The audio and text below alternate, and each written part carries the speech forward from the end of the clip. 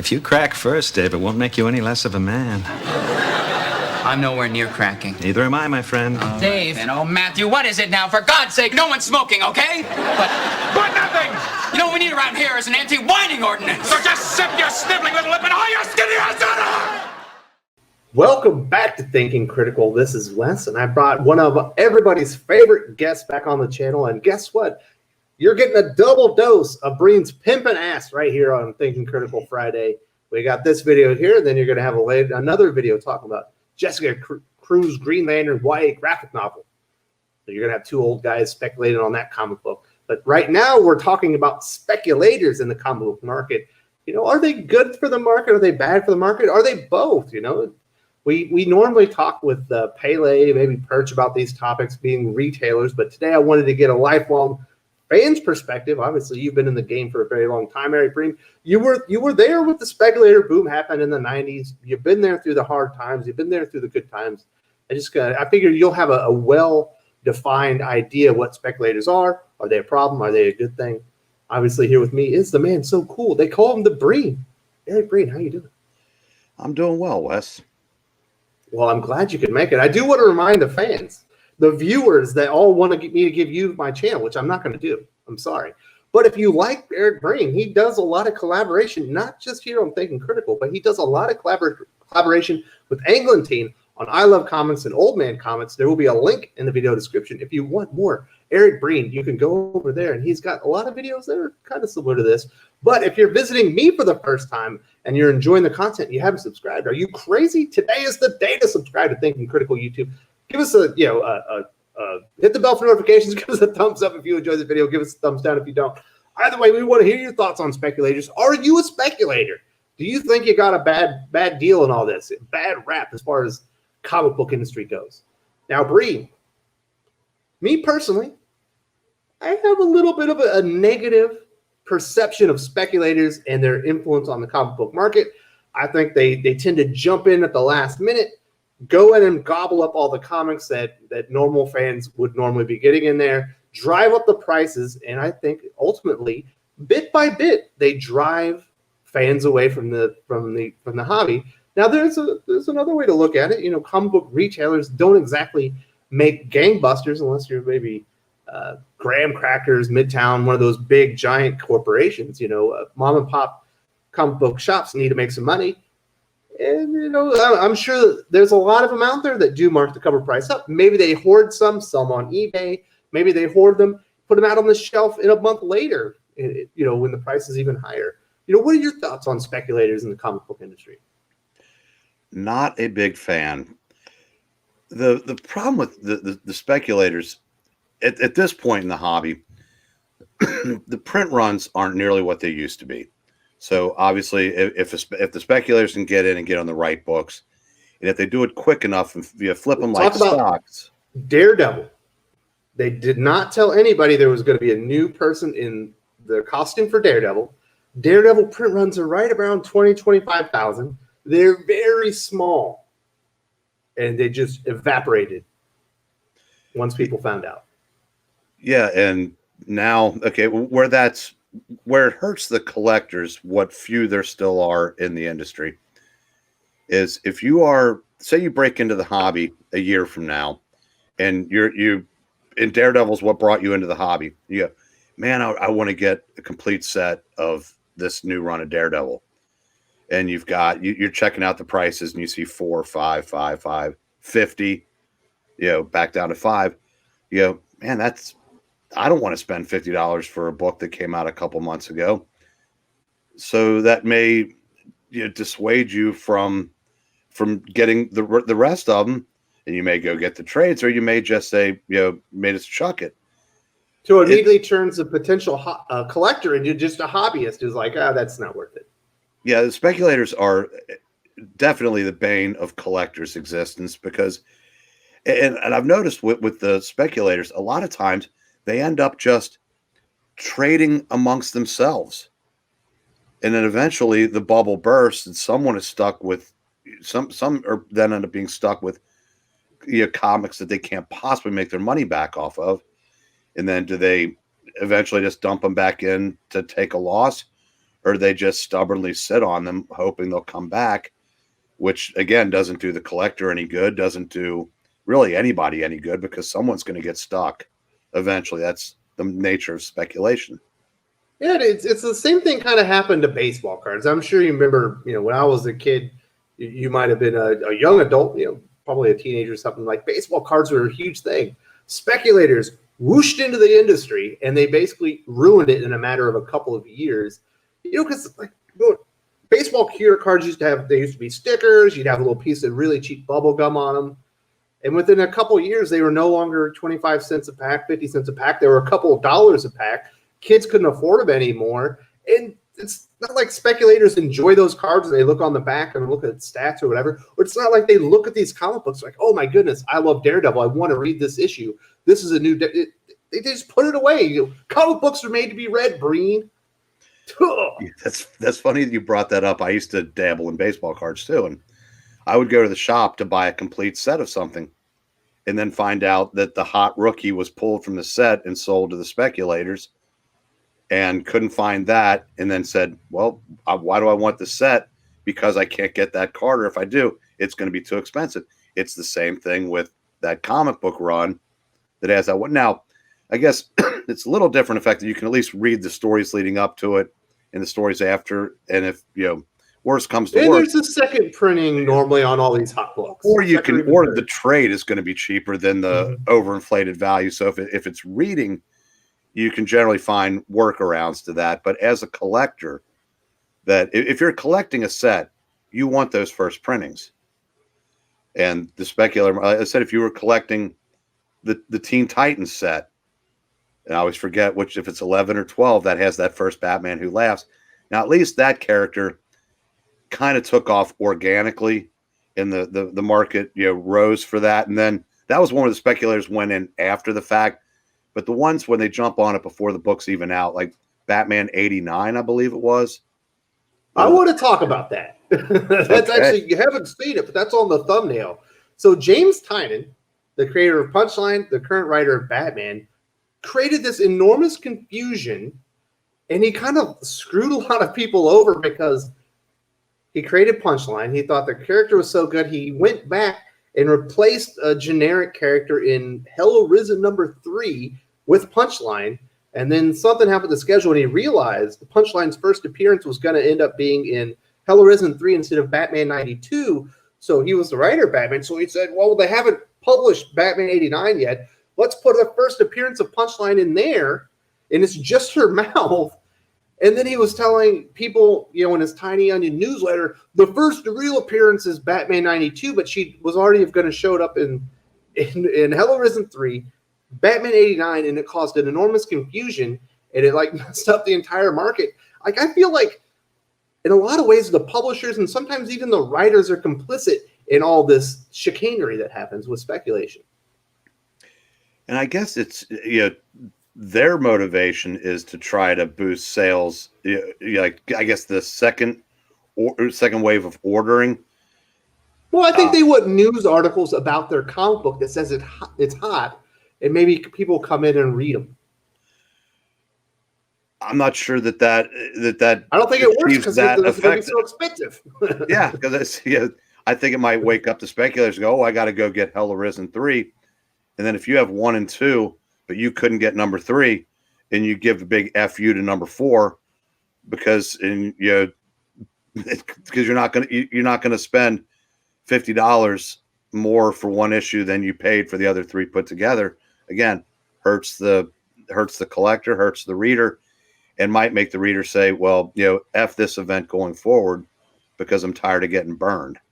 Yeah, so I have not a similar story. I can relate to this.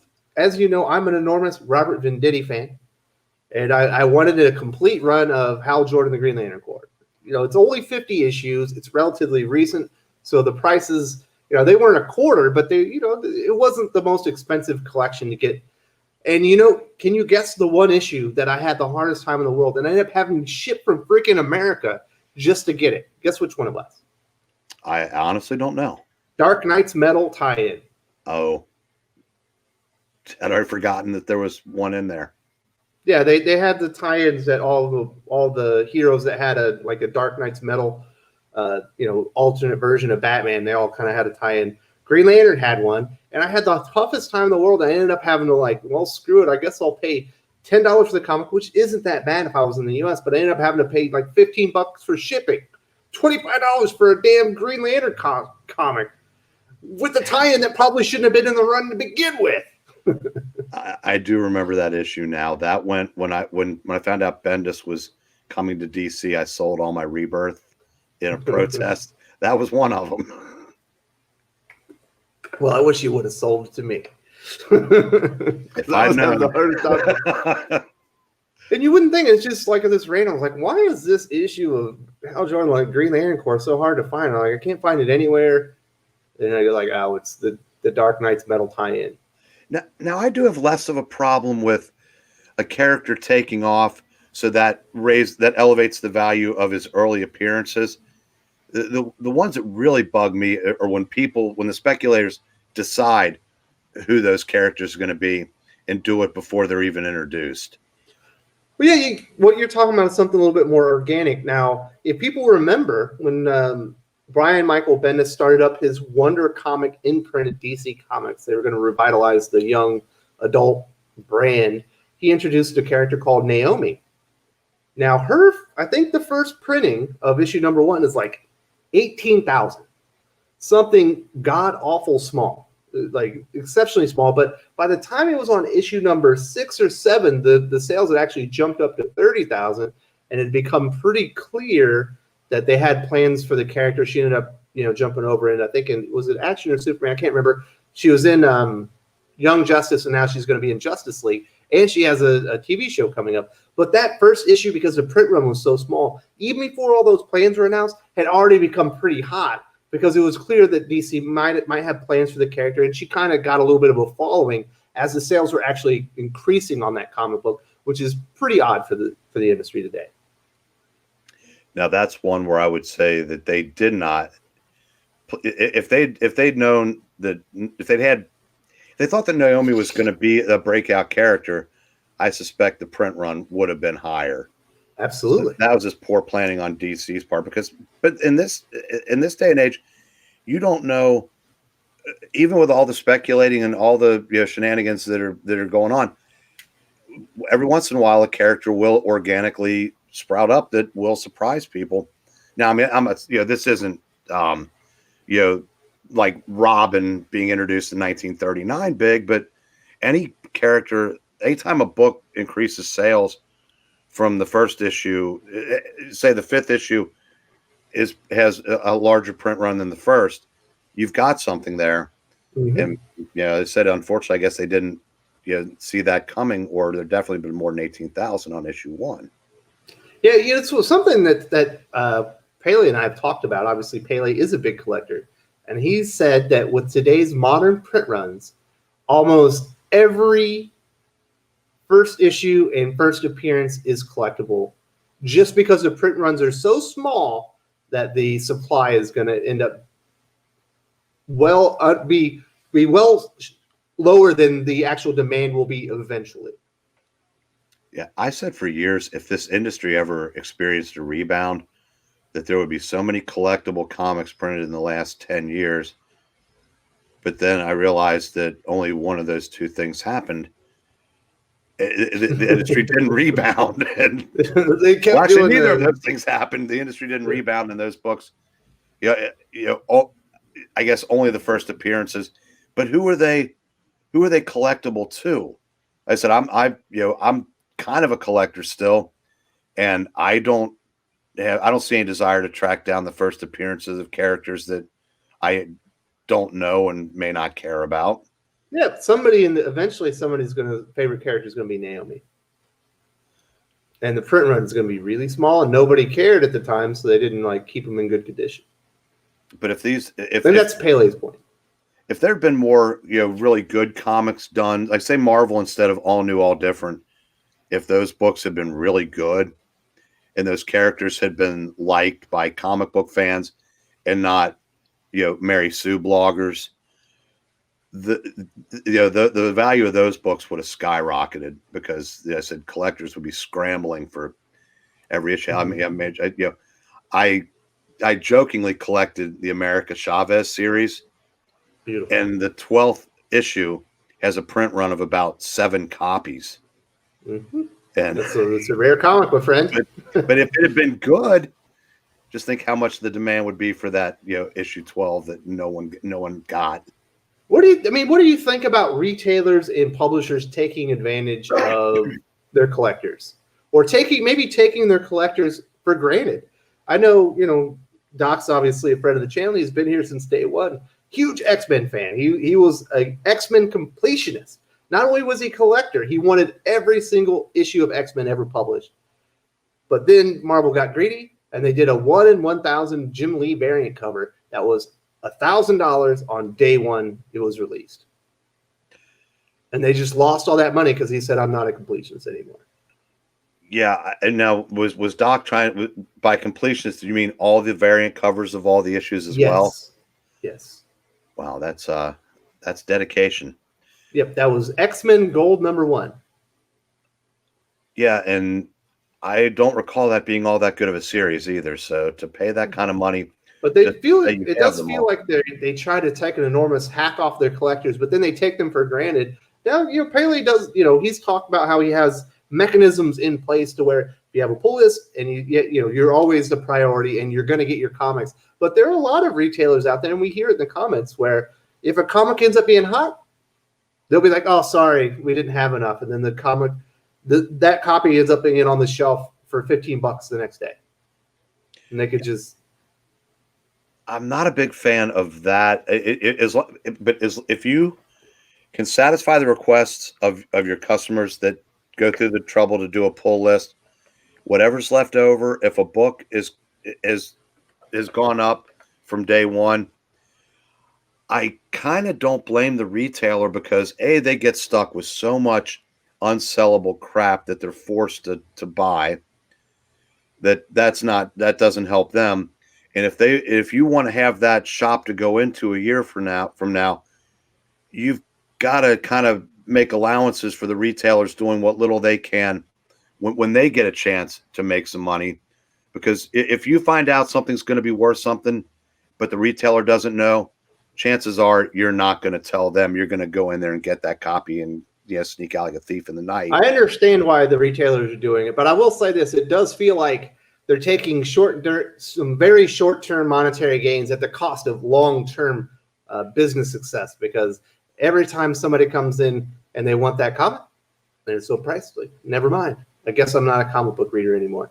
That might not be everybody, but if it's 1 or 2 every time, it's attrition over the long haul. I might have a buddy, he collects tennis shoes. I guarantee if he went into whatever Foot Locker or whatever, and there's a new limited edition LeBron James shoe that's very expensive to begin with, but then they double priced it because it was hot. He would be furious. I think it's a reasonable expectation that if you go to the store, you can get the product for cover price for the first few days at least. And to bring it back around, that's the problem with speculators. Absolutely, that person that walked in, pick it up. Disguised as a mild-mannered comic book collector, and there's a very, very good chance it's going to be on eBay 2 hours later.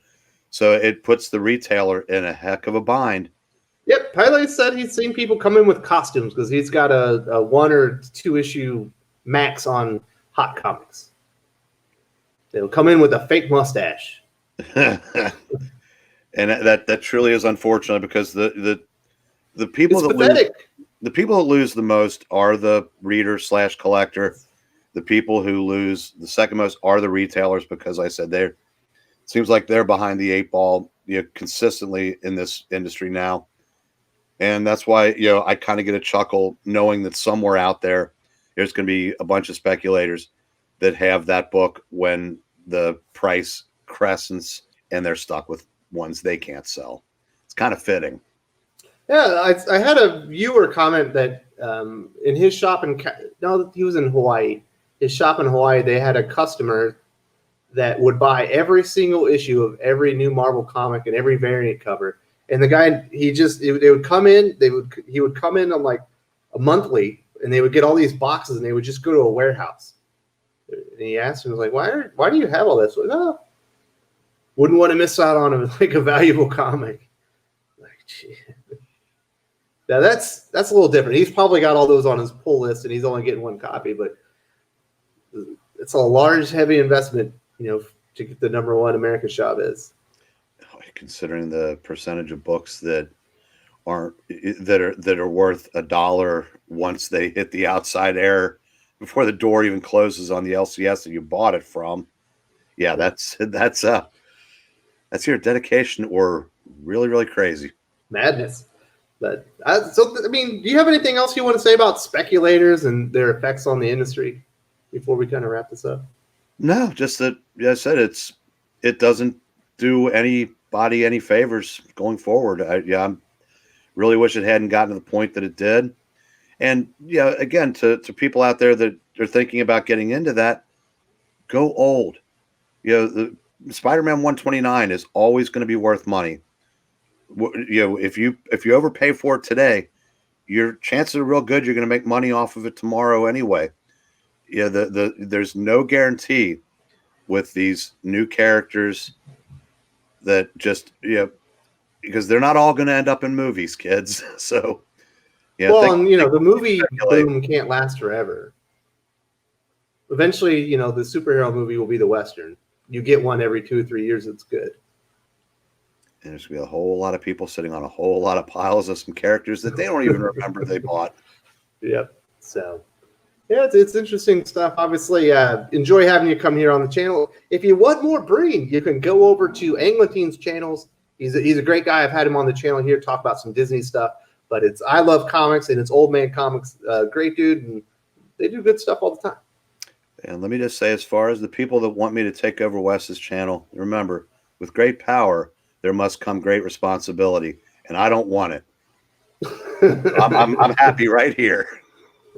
Well, thank you very much for the vote of confidence. Sort of.